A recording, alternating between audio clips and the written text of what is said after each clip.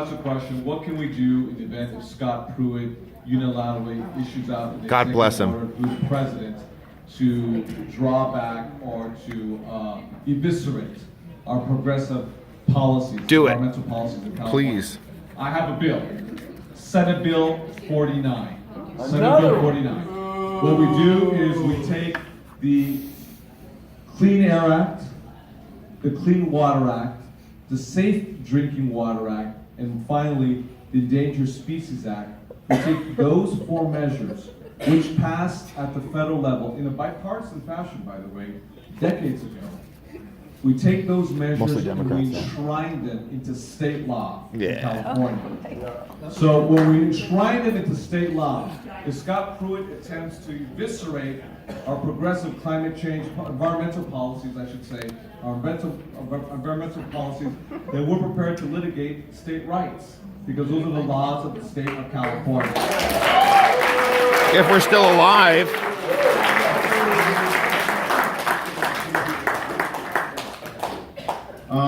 So a bill to reform the money bail system is moving through the California legislature, and thank you for supporting SB 10 in the Senate. A federal version is now moving forward, authored by Kamala Harris and Rand Paul. Yeah. Do you think that there are other bipartisan I need to look at the details. we could get through Congress on criminal justice issues, given that there's this apparent alliance between progressives and the libertarian elements of the Republican Party? Without a doubt, without a doubt. I think that, and you're referring to Senate Bill 10, which is Senator Bob Hertzberg from the other side of the hill. Me too. In the Valley. I think this is a wonderful opportunity for whether you're on the right or whether you're on the left to come together as Americans and really take a step back and take a holistic approach with regards to many of the laws that legislators have really moved forward based on visceral emotion, based on fear, all the enhancement on top of enhancement, on top of enhancement, that someone spends 30 years, 40, 45 years in prison at the cost of millions of dollars instead of investing in education. Right. Instead of investing in therapy. Just for a drug charge. With the anger issues, I agree with that. to deal with the abandonment issues, to deal with perhaps a drug addiction issue, to deal with low self-esteem. All these issues that drive folks to commit crimes. Now, obviously, if you commit a crime, you're going to have to do the time. There's no question about that. Like you. But some of the enhancements, actually, as we all know, make no sense at all whatsoever, because we've created a prison industrial complex where we have spent hundreds of billions of dollars. Yes, you did. So I think that we can all agree, Democrats as well as Republicans can agree that we can really reform, bring about restorative justice. Restorative justice. People will have to do their time. There's no question about it.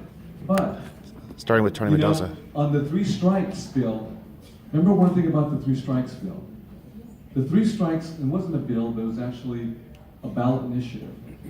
That was drafted in the backyard in Fresno by a father who painfully and tragically lost his daughter to a very heinous crime.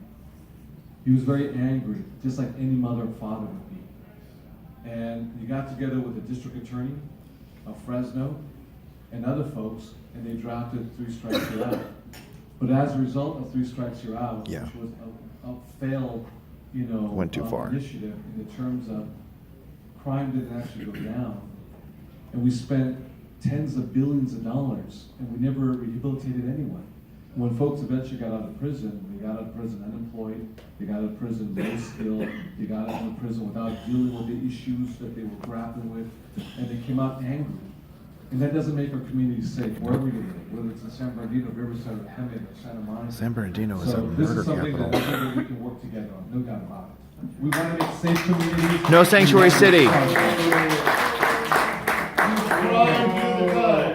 Before I ask you to wrap up, I have one question I wanted to ask you, which came from one of the Trump supporters here.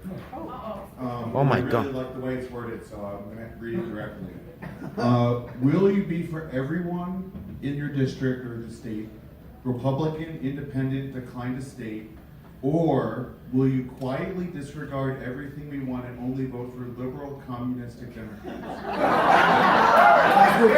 That's what you've been doing. Let me I'm going to answer that question head on, and because that's a very serious question, and I respect your question because it's a very serious question. It's a real question, and it's a question that must be answered by Democrats and Republicans alike. I've always said this. Now, you know my policies, you know my values. Unfortunately. And I know this is important. And I know the folks, who supported Trump, who oppose me. I understand that. I've always been very clear that when I move my policies forward, I move my policies that's inclusive of all individuals. No, you don't. Including Trump supporters.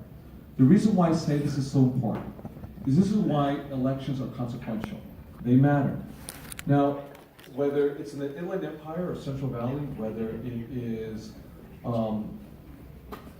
West Virginia or Kentucky, or whether it is Ohio or Pennsylvania, when you have a room full of individuals who lost their jobs as a result of losing their jobs, because I know me, I identify myself in terms of my job. I like to work, I work hard, and if I didn't have my job, I'd be a mess, And I think a lot of folks, have internal satisfaction, Yes. enjoy a sense of purpose from their jobs, because it gives you the ability to take care of your family.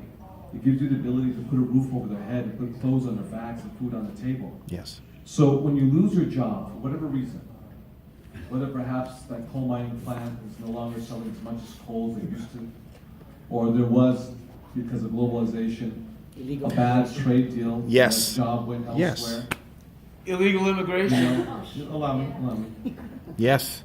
Illegal sting When you jobs. lose your job and you lose your self-esteem, you lose your sense of being, You lose your daughter. and all the issues that happen under that roof, because you don't have the money to pay the bills, and all the domestic issues, and as a result, there's a divorce, and you lost your wife, or you lost your husband, you lost your children, He wants to talk you lost about your families. house from the foreclosure, you lost your sense of How about being Kate who you Steinle? are. What about her This is family? real, and this happens to all individuals all over the nation. This is why it's so important that when politicians or folks who want to have your vote come before you and ask you for your vote, that you understand their core values, even if you may not agree with a lot of things. And that's why it's important that someone moves forward and says, this is my policy, if you have an opportunity. If you give me an opportunity. If you don't, you don't. But what you can't do is you can't say, you have no house, you lost your family, you lost your sense of being, your sense of community, because of people who look like her.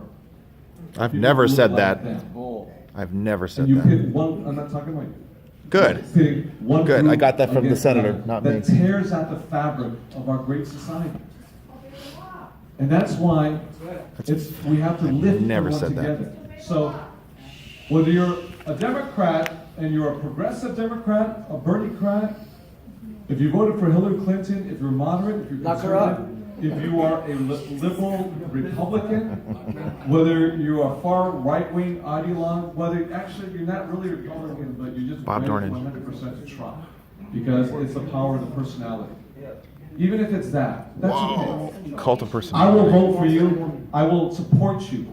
I will move policies that lift people up. You'll vote for Because me? you have a right to breathe clean air, as your children do. You have a right to drink clean water, as your children do. You have a right to send your kid off to college and have it be debt-free. No, I don't have a right to You have a that. right to work in a job, and guess what? It's not going to No, be I don't have a coal right plant. to that. But perhaps it's going to be a wind turbine, utility-scale solar that really drives this economy, puts people to work. That's my platform. And you have my word that I will fight for you too.